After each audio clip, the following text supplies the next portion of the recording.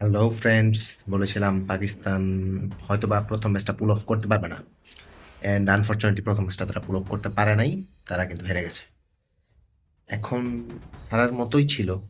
কোন জায়গায় হারলো পাকিস্তান আসলে? ঠিক পাকিস্তান যদি আমরা বলি, পাকিস্তানের শুরু থেকে যদি দেখেন, বোলিংয়ের স্টার্ট কিন্তু পাকিস্তানের ভালো ছিল এবং ইনিশিয়ালি ওরা পাওয়ার প্লেতে খুব একটা রান করতে পারে নাই।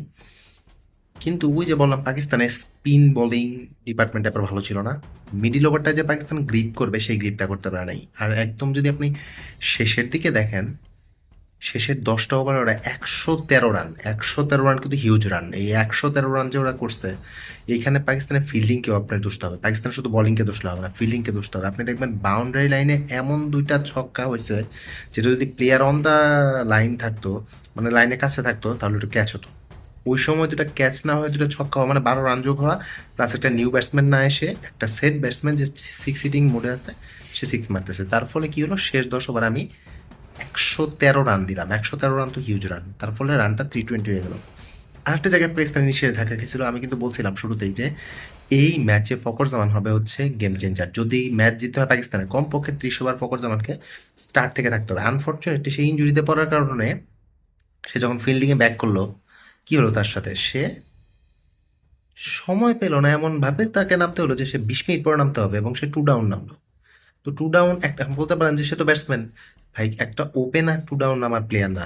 একটা ওপেনার পজিশন ফোর না। যখন ওপেনারকে আপনি ফোরে নামাবেন, তার পটেনশিয়াল সে দিতে পারবে না। আর বাবর আজম আজকে যা খেলছে, সেটাকে যদি আমি একটু ডিসক্রাইব করি, সে তার ফর্ম ফিরে পাওয়ার চেষ্টা করছে কিন্তু টিমকে ডুবাইছে। আপনি, তার স্ট্রাইক রেট কিন্তু 70-র দিকে। এটা আপনি কিভাবে জাস্টিফাই করবেন? একটা টিম, তারা ব্যাটিংয়ে শুরুতেই তো হেরে গেছে। ব্যাটিংয়ে তাদের 2-300 একুশ করতে হবে। তাদের প্রথম 10 ওভারে সংগ্রহ 22 রান। আপনি আর কিভাবে ম্যাচে থাকেন? আপনি তো তখনই ম্যাচ থেকে আউট। এরপরে শেষের দিকের ব্যাটসম্যানরা কিছু রান করে ব্যবধানটা কমায় 60 রানের একটা ব্যবধান করলো, কিন্তু this is not the way. এটা এমন একটা ডিজাস্টার যে আপনি বলতে পারেন Pakistan out of the tournament. কারণ ইন্ডিয়ার সাথে পাকিস্তানের জেতার চান্স কম, এবং এই পাকিস্তান বাংলাদেশের কাছেও ধরা খাওয়ার যথেষ্ট সম্ভাবনা আছে। যথেষ্ট যথেষ্ট যথেষ্ট সম্ভাবনা আছে।